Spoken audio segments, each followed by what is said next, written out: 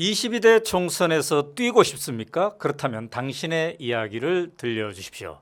오마이TV가 22대 총선을 맞이해서 특별히 만든 프로그램입니다. 나누구 대국민 출마 선언 프로젝트인데요. 저는 진행을 맡은 오마이뉴스 대표기자 오연호입니다. 자, 오늘 스튜디오에 모신 분 좀 유명한 분입니다. 청년 정치 1세대 대표 주자 중에 한 분이죠. 국민의힘의 손수조님 모셨습니다.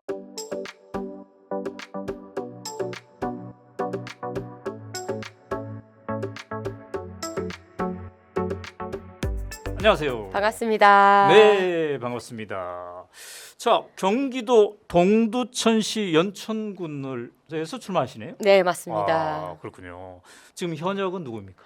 김성원 의원님이십니다. 아, 국민의힘에. 예. 이분이 재선한 분이시네요. 예, 맞습니다. 네, 우리 나누구 프로그램 좀 보셨나요? 예, 제가 다 보고 왔습니다. 또 친한 분들도 많이 출연하셨고. 네, 그래요. 저는 그 전에 막 선거할 때 많이 TV에서 뵀기 때문에 낯이 익습니다. 네. 감사합니다. 자, 그럼 지금부터 5분 사전 토크 해보도록 하겠습니다. 자, 2012년 총선 때 혜성처럼 등장했습니다. 그때 이제 부산에서 문재인 후보랑 붙었었죠? 네, 맞습니다. 그때 몇 살이었죠? 그때? 27이었어요. 어허. 지금부터 14년 정도 흘렀나요? 네, 그래요. 그때는 어떻게 해서 내가 정치를 해봐야지 이런 생각이었습니까? 사실 어릴 때부터 꿈이 정치가였어요. 그랬는데 사실 정치라는 것이 돈 많고 백 있는 사람들의 전유물이었잖아요. 네네네. 어떻게 하면 저 길을 내가 접근할 수 있을까 봤더니 기자가 되어야겠다.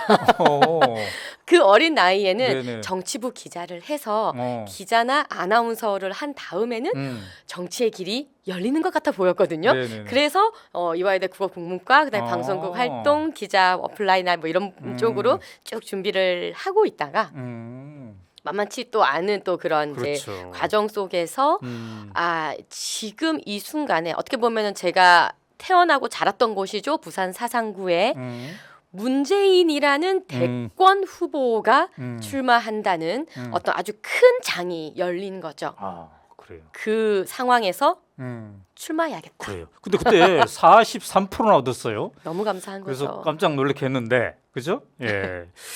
자, 그 후에 또 이제 장제원 후보랑 또 붙었어요. 네. 그렇구나.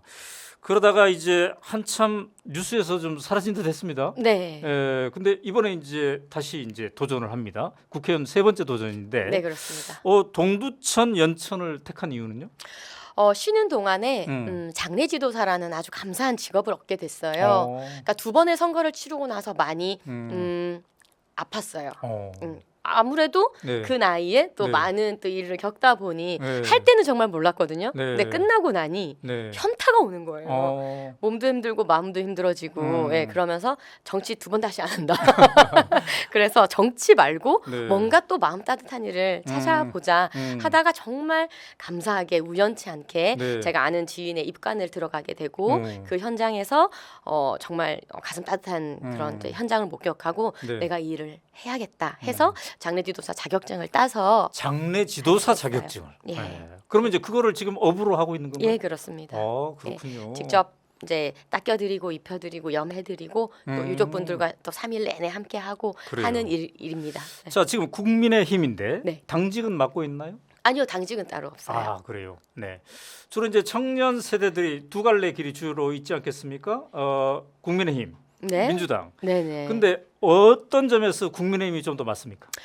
제가 27에 처음 이제 출마를 했을 당시에도 뭐 이런 네. 생각과 똑같았었는데요. 네. 당시 이제 기자를 준비하면서 많은 사회 문제에 관심을 갖고 어떤 대안으로 우리가 나아가야 될 것인지 많은 고민을 했었습니다. 네. 그 중에서 큰 이제 줄기가 있다고 하면 아무래도 대북관, 네. 예, 안보에 대한 대북관, 그다음 복지에 대해서 그 당시 여러분 돌이켜 보시면은 네. 이제 선별적 복지냐, 무상 복지냐 이런 이슈가 항상 참 많았어요. 네. 저는 무상 복지는 반대론자였거든요. 아. 때문에 이 복지에 대한 이슈, 뭐 요런 그런 이슈 사회 이슈에 있어서 저는 우파 쪽이 맞았습니다. 그렇군요. 예, 그런데 한나라당은 싫었어요.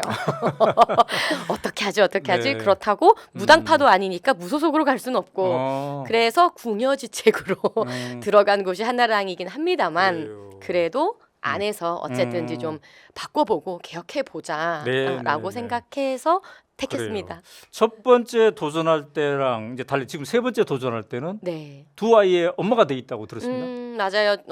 우리 많은 또 대한민국 여성분들이 그렇듯이 네. 비슷비슷한 나이에 저 결혼해서 아이 낳고 육아하고 하는 그렇군요. 시기들이 있었죠. 네. 남편분은 이번에 또 복귀한다니까 어떻게 반응이? 사실 저는 이렇게 생각해요. 이거는 음. 저의 일이기 때문에 제 어. 결정이고 제가 스스로 일어선다고 생각하기 때문에 네, 예, 그래요. 예.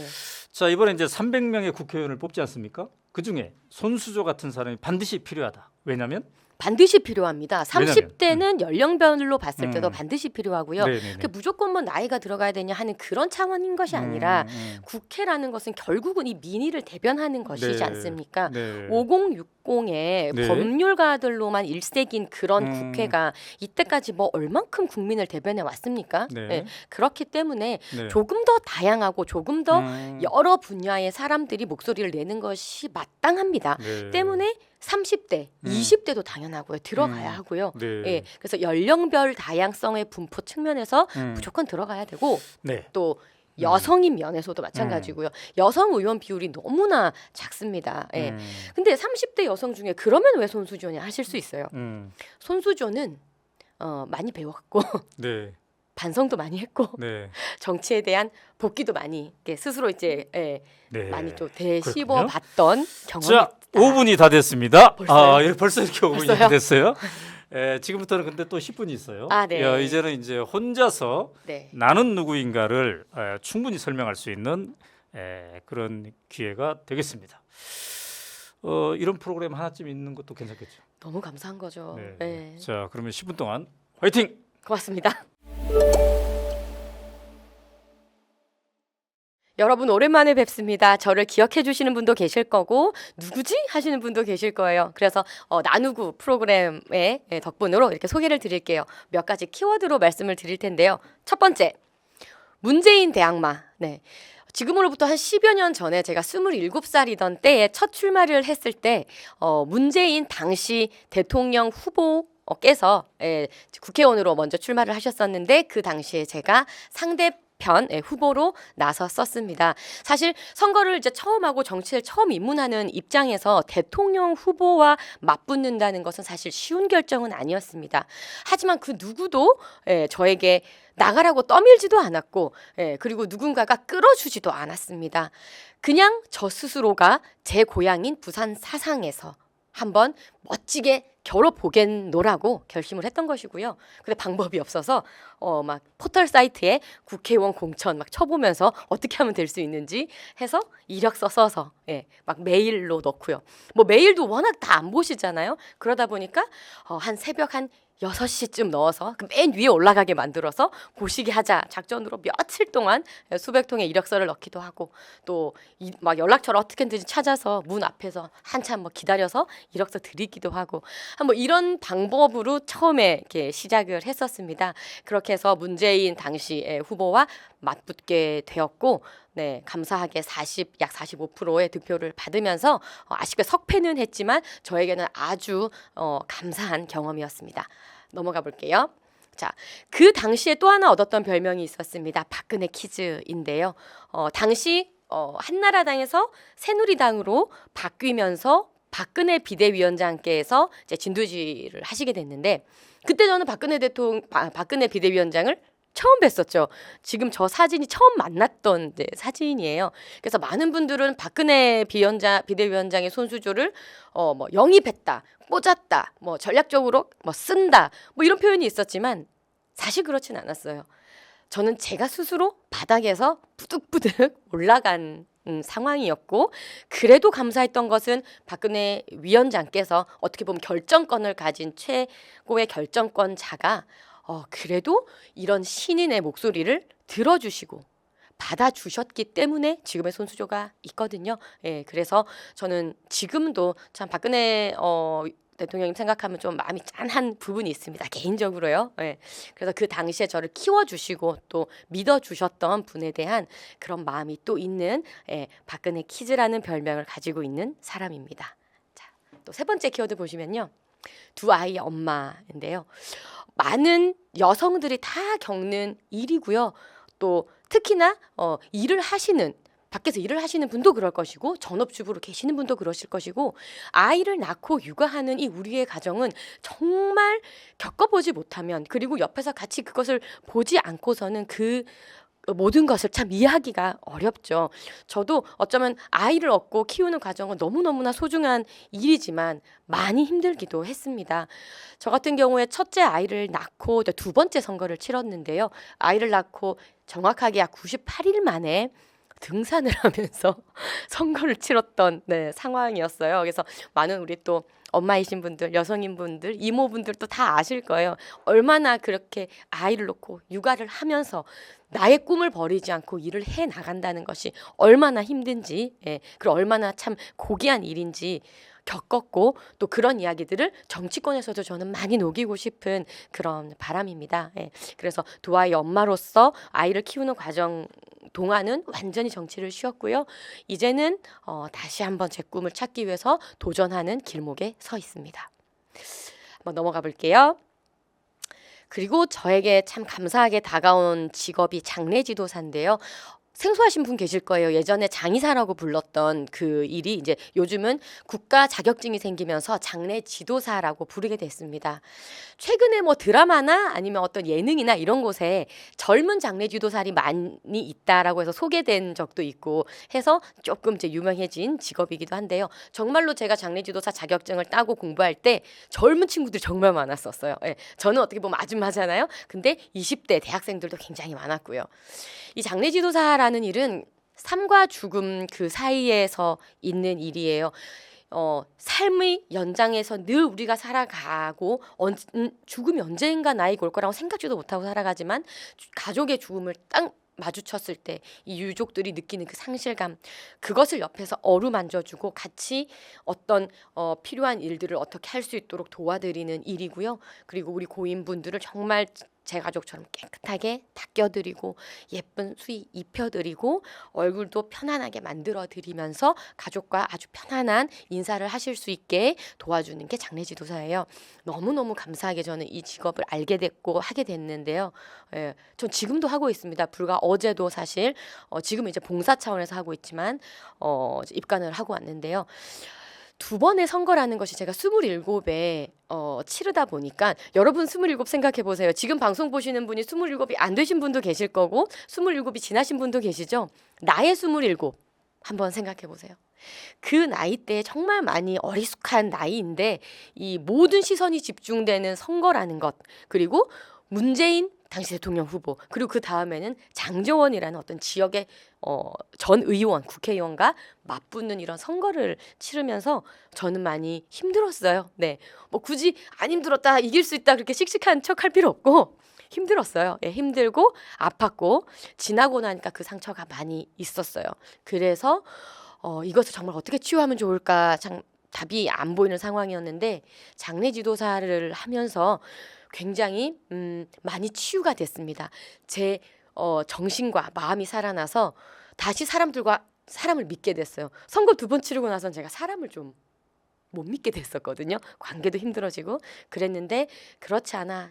여전히 우리 주위는 따뜻해. 그리고 우리 모두는 상처 없는 사람들이 없어. 각각의 패턴이 다를 뿐.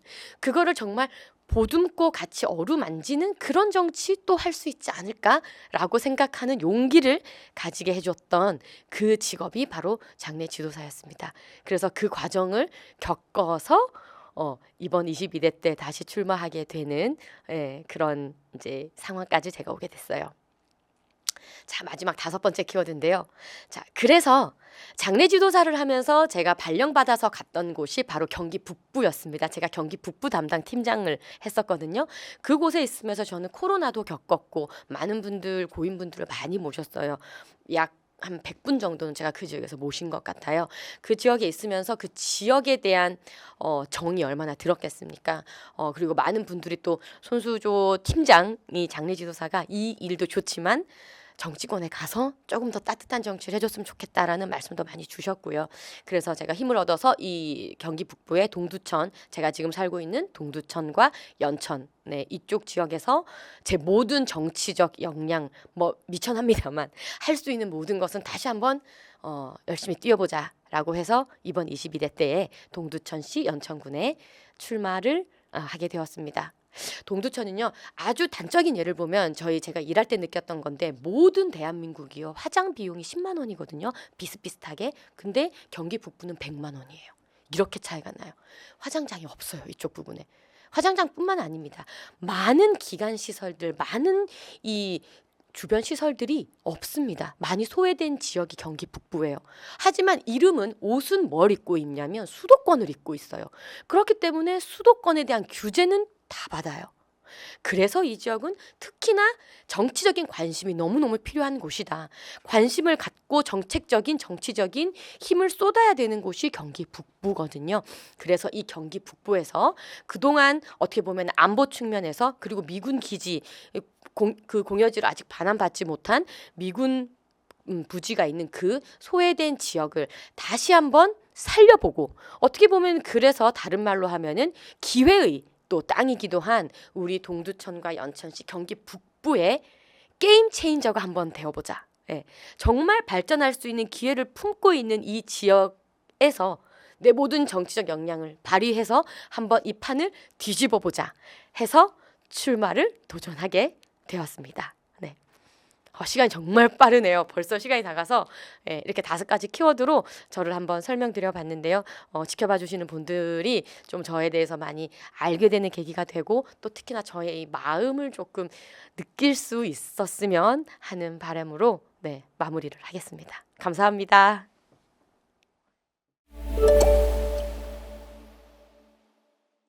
네, 잘하셨습니다. 감사합니다. 10분이 금방 가죠. 네, 그래서 이런 기회가 있다는 게 너무 좋아요. 제가 처음 출마했을 때 생각해 보면 네. 어디 가서 이렇게 얘기할 수 있는 곳이 없어서 그래요. 정말 힘들잖아요. 네, 네, 네. 근데 기회를 주셔서 너무 감사합니다. 저도 발표를 쭉 보면서 손수조 이런 사람이구나 예. 이런 생각이 들었어요. 자, 박근혜 퀴즈라고 스스로 했는데 박근혜 대통령에 대해서는 지금 어떤 평가를 하고 계십니까? 정치적으로 공과가 뭐 뚜렷하겠지만 뭐 네. 어느 다 정치는 그렇듯이요. 예. 저에게 박근혜 대통령은 정말 원칙주의자시고 어떤 말씀을 하셨냐면, 나도 국민을 위해서 일하고 당신도 국민을 위해서 일하기 때문에 네. 우리 둘은 친하지 않아도 된다고 하셨어요. 그래서 사실 어떻게 보면은 뭐 대통령이 되시고 나서 좀 농공 행상의 부분이 뭐 아쉽다라는 사람도 주변에 많았고, 네. 여러 가지 뭐 사람을 안 챙기냐 뭐 이런 부분도 많았지만 그것보다는 굉장히 원칙적이시고 그래요. 오히려 그런 면이 저는 좋아요. 자, 그렇다면 이렇게 질문해 볼 거예요. 지금은 그러면은 누구를 롤모델로, 정치인의 롤모델로 생각합니까?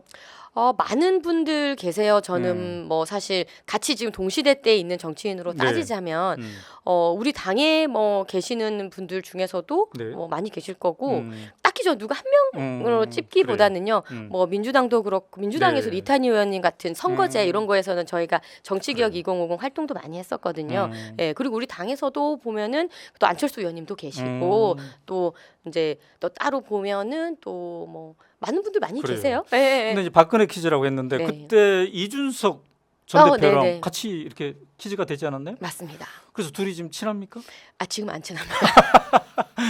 그래요? 좀 결이 달라요. 이준석 전 대표는 어떤 것 같아요? 보시기에. 이준석 전 대표가 당대표 됐을 때까지만 해도 제가 많이 응원을 하고, 네. 그 응원을 했던 것은 결국 그것이죠. 당의 어떤 기득권이나 부패했던 부분을 네. 완전히 도려내고 뭔가 새롭게 쇄신을 해달라는 음. 의미에서 이렇게 많이 응원을 했었는데, 네. 그 뒤로 보여지는 행동들이 사실은 뭐랄까요?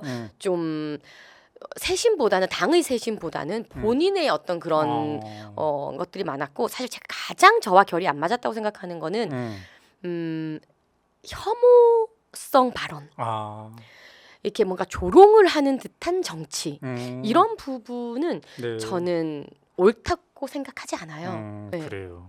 많지는 전화도 요새는 잘 안 합니까? 안 한 지 좀 됐습니다. 그렇군요. 자, 국회의원이 된다면 들어가고 싶은 상임위는? 전 보건복지위 들어가고 싶습니다. 그래요. 1호 법안으로 고려하고 있는 거예요. 여러분 조금 생소하실 수도 있는데요. 네네네. 웰다잉에 대한 얘기를 제가 좀 많이 하고 있어요. 어. 그러니까 제가 직업도 장례 지도사고 또 그쪽 부분에 대해서 많이 또 보고 네. 느낀 바가 있는데 네. 우리가 아름답게 내 죽음을 맞이하는 것, 준비하는 것, 네. 이 부분에 대해서 그러니까 나는 그냥 병원 침대에 누워서 이 정말 호흡기 꽂고 그렇게 죽고 싶지 않아라고 하는 분들 그런 부분에 대해서는 또 우리가 그런 네. 권리를 지킬 수 있도록 법적인 저런 제도를 마련을 해드려야 된다고 생각을 하거든요. 그래서 아름다운 나의 마지막 웰다잉에 대한 그래요. 그런 부분을 좀 저는 얘기하고 싶습니다. 자, 독특하게 장례 지도사예요. 예, 예. 이 경험이 앞으로 내가 추구하는 정치에 어떤 영향을 줄 것 같습니까? 장례 지도사는 가장 힘들고 아픈 상황에서의 사람을 마주하는 네. 직업이잖아요. 그래서 우리 주변에 이렇게 아프고 네. 상처 있는 사람들이 많이 있다는 거 잊지 말아야 된다는 거 정치하면서도 네. 네, 그리고 어떻게 보면은 이 가장 인간의 모든 것을 내려놓는 순간이에요. 네. 죽음이라는 것은 권력 필요 있습니까? 필요 없어요. 돈 필요합니까? 필요 없습니다. 네. 죽음 앞에서는 우리 모두 인간이 평등하고 모든 것을 다 내려놓는 네. 상황이거든요. 네. 그래서 그 퓨어한 상황에서 그것을 잊지 말고 그것을 늘 유념하면서 정치를 네. 하자. 자, 두 아이의 엄마이신데 지금 일과 육아 함께 고민하고 있는 이 땅의 엄마들에게 한마디 하신다면? 육아 너무 힘드시죠. 정말 그 캄캄한 동굴 속에 있는 느낌이고 이게 언제 끝날지 모를 것 같은 느낌이실 거라고 생각이 들어요. 네. 근데 주변에 많은 분들이 지금 같이 그런 것을 공유하고 있고 네. 또 특히나 정부의 정책에 있어서 이 저출산 문제와 그리고 이 육아의 육아 양립되는 이 부분은 네. 정말 여러 번 아무리 강조하고 아무리 그 세세하게 들여보아도 모자라지 않다고 생각합니다. 최근에 나왔던 저출산 문제들이 그래도 조금은 지원이 많이 되는 방향으로 가고 있죠. 네. 대한민국 여성들의 생애 주기를 보면요. 이게 M자라고 해요. 20대, 30대 열심히 하다가 결혼하고 애 낳으면 갑자기 일을 안 해요. 그러고 다시 나중에 하려고 한다 해가지고 이게 M자인데 네. 여타의 선진국들을 보면 이렇게까지 꺼지지는 않거든요. 그래서 이 정말 경단녀가 되지 않고 나의 네. 커리어를 꾸준히 이어가면서 아이를 키울 수 있게 온 나라와 정부가 도움을 주는 그래요. 그런 식으로 나아가야 되고요. 네. 많은 다른 선진국들의 사례를 봐도 저출산이 다른 나라도 문제잖아요. 근데 어떻게 많이 극복을 했느냐 보면 사실은 재원 투하, 어떻게 투하? 아주 필요한 그 부분 요소의 투하를 제대로 해야 네. 되는 겁니다. 그래서 이런 부분들에 대해서 경험을 살려서 또 그래요. 정책을 제대로 네. 만들어 자, 보겠습니다. 5분이 다 됐습니다. 근데 이제 우리 나누고 프로그램에 국민의힘 출신들이 네. 상대적으로 네. 덜 나왔기 때문에 네. 또 이제 오랜만에 언론에 나왔기 때문에 네. 보너스 인터뷰. 감사합니다. 쿠킹 보너스. 보너스. 네. 보너스. 자, 그러면 두 아이의 엄마로서 이 땅에 아빠들에게 젊은 아빠들에게 한 네. 말씀 하신다면? 아빠들도 너무 힘들죠. 어디 가서 말도 참 못하겠고 늘 나는 하는 것만큼 하는데도 늘 부족해 보이고 그러실 거예요. 예, 힘내시고 사실 또 뭐 제도적인 부분에 있어서 뭐 아빠 육아휴직 이런 얘기도 많이 하지만 우리 사회 분위기가 어디 그걸 잘 쓸 수 있는 분위기입니까? 아니잖아요. 예. 근데 그럼에도 불구하고 조금씩 이제 나아지는 부분들이 또 있으니까는 또 이제 정부 정책이나 이런 것들 믿어주시고 어쨌든 아빠들 가장 중요한 거는 자식보다 와이프예요. 그렇군요. 네. 네. 자, 이제 국힘에서 동두천, 연천 여기에서 이제 정식 후보가 되려면 예선전을 통과해야 될 텐데 거기 또 뭐 재선 의원이 버티고 있지 않습니까? 네, 맞습니다. 지금 저 상황이 어떻습니까? 아무래도 중진 의원이시고 경기도당위원장까지 하신 분이고 네. 또 지금 여의도 연구 원장도 하고 계시는 이제 아주 센 분이 계시기는 하죠. 예. 네. 그렇지만 제가 뭐 센 사람이랑 붙는 거 전문입니다. 그렇기 때문에 얼마든지 또 선의의 경쟁하고 네. 또 제 목소리 그냥 제 얘기 계속 들려드리면은 진심 반드시 통한다고 믿습니다. 아, 그래요. 자, 한동훈 비대위원장 체제가 국힘이 됐습니다. 네. 어떻게 보세요? 어쨌든 이제는 지도부가 더 이상 바뀌어서는 안 돼요. 이거 가지고 이제 왈가왈부하기보다는 네. 비대위원장 섰으니까 또 전시 상황 아니겠습니까? 네. 총선이 정말 얼마 남지 않은 이 상황에서 네. 이름하야 그 말로 이제 비상대책위원장이시니까 비대위원장 체제 중심으로 정말 잘 힘을 합해서 네. 국민들께 정말 다른 모습 보여드리면서 네. 쇄신되는 모습 보여드리면서 음. 젊은 정치인, 새로운 정치인 출신이시잖아요. 한동훈이라는 분, 우리 이제 비대위원장으로 오실 분, 음. 그거를 캐릭터를 살려야 됩니다. 음. 정치권 전체적인 국민의힘이겠죠. 네. 국민의힘이 정말 세대 교체되고 손수조 같은 사람도 쓰시고 지금 여러- 주류예요, 비주류예요? 지금 비주류죠. 예, 비주류인데. 주류 쪽에서 연락이 안 왔어요, 그동안? 예, 전당대회에서 지는 바람에 비주류 됐지만 네. 곳곳에 그래도 트레이닝된 후보들이 있으니까 같이 힘 모아서 정말 잘 이겨냈으면 좋겠고요. 네. 예, 무엇보다는 이제 또 이제 총선을 앞두고 국민분들께서 가장 바라는 것은 기득권 타파, 부정부패 타파에 하는 모습들이실 테니까 그래요. 이런 것들 좀 지켜 갔으면 좋겠습니다. 네, 네, 네. 자, 지금 이제 보수 언론에서 말이죠. 네. 윤석열 대통령 리스크에 대한 얘기 목소리가 좀 높아지고 있어요. 어떻게 보십니까? 그 윤석열 대통령의 그 동안의 그 방식, 국정 운영 방식에 대해서는 어떻게 보세요? 기본적으로 저는 국민의힘이기 때문에 이제 자유우파의 가치를 지키는 것이 또 네. 우리 당의 또 목적인 것이고 윤석열 대통령의 어떤 그런 이때까지의 비정상인 부분을 정상으로 돌리는 부분, 뭐 원자력이라 할까요, 뭐 어떤 네네네. LH 공사 이런 부분들 여러 가지 문제가 있었던 부분들을 네. 바로 잡는 정책의 방향에 대해서는 100% 어그리 네. 아주 동의를 합니다. 하지만 네. 현장에서 뛰는 후보들, 전 특히나 경기도에서 뛰고 있기 때문에 네. 현장의 목소리를 많이 들어보면은 네. 윤석열 대통령에 대한 비판의 목소리도 꽤 높습니다. 사실 그것이 정책 방향에 대한 비판은 아니고요. 네. 보여지는 모습이 조금 더 소통을 잘 이렇게 하는 따뜻한 모습이기를, 조금 더 소통을 많이 하는 모습이기를, 네. 그리고 뭔가 강력하게 이렇게 검사스러운 모습 표현하자면요. 네. 검사스러운 그런 모습보다는 따뜻한 우리의 지도자로서 대통령을 또 원하시는 분들이 많기 때문에 네, 네. 그런 부분들을 조금 더 많이 보완해 주셨으면 좋겠고요. 지금 특히나 한동훈 비대위원장이 똑같은 검사 출신에 네. 또 그 분이 오셨지 않습니까? 네. 이랬을 경우에 국민분들이 우려하는 것은 너무 검사 일색, 검찰의 어떤 그런 일색이 네, 되지 네. 않을까 우려하시기 때문에 국민들의 이렇게 우려하는 부분을 충분히 숙지하시고 인지하시고 더 그렇지 않도록 신경을 많이 쓰셔야 한다. 그래요. 네. 조중동을 포함한 보수 언론은 또 요즘에 김건희 여사 리스크를 많이 언급하고 있어요. 그 대목에 대해서 어떻게 생각하세요? 여사님에 대한 리스크는 사실상 최근이라기보다는 선거가 있었던 초반부터 늘 있었던 네. 이제 리스크라고 보여지는데요. 네. 이제 그 부분에 대해서 조금 더 우리 이제 여권에서요. 여권에서 조금 더 전향적인 자세로 네. 받을 거는 받고 또 아닌 거는 아니게 좀 확실하게 좀 네. 정면 돌파하는 그런 모습으로 가는 것이 맞고요. 자꾸 뭔가를 숨기려고 하는 듯한 모습 뭐 이렇게 보여지면 국민들께서는 뭔가 저게 뒤에 뭐가 있는 거 아니냐 뭐 이런 거 제일 싫어하시잖아요. 네. 네, 그렇기 때문에 좀 그래요. 정면 돌파를 했으면 좋겠고 저는 한동훈 비대위원장이 이 부분에 있어서 정확하게 좀 잘 하시리라 좀 기대합니다. 김건희 특검이 국회에서 만약에 통과된다면 특검을 대통령은 거부권을 행사해야 될까요? 안 해야 될까요? 거부권을 행사를 하시겠죠. 근데 음. 하시겠는데 지금까지 현 상황에서 나왔던 이제 안 네. 중에서는 이제 한동훈 예비 비대위원장의 말씀으로 네. 총선 이후에 음. 어떤 악법이나 이런 것들을 좀 이렇게 그런 그 요소들은 좀 빼고 네. 총선 이후에 이 이제 특검에 대해서 같이 이야기를 해보는 것이 정쟁의 면을 모두 이제 비껴가서 정말 특검다운 특검을 할 수 있지 않겠느냐 말씀하셨는데 거기에 저는 동감을 합니다. 네, 네, 네.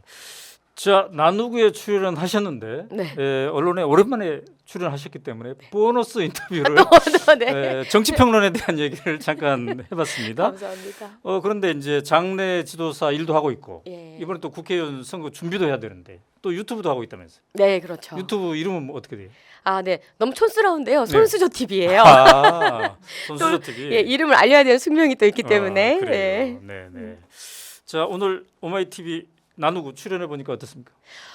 조회수가 엄청 많이 나오더라고요. 네, 네, 예, 그래서 정말 그 우리의 얘기를 이렇게 오래 들어주시는 매체가 그렇게 많이 없습니다. 솔직히. 예. 네, 네, 네. 그래서 또 네. 이렇게 기회를 주셔가지고 감사하고 이걸 또 네. 다 좋은 걸음 삼아 발돋움해서 또 지역에서도 열심히 네. 예, 홍보하고 활동하겠습니다. 네, 감사합니다. 자, 지금까지 경기도 동두천, 연천에서 출마를 준비하고 계시는 손수조님과 이야기를 나눠봤습니다. 감사합니다. 고맙습니다. 네.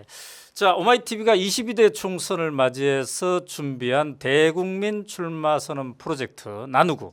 이 나누구의 출연을 희망하신다면요. 오마이 나누구 네이버닷컴으로 신청해 주시면 되겠습니다. 오늘은 여기서 마치도록 하겠습니다. 감사합니다.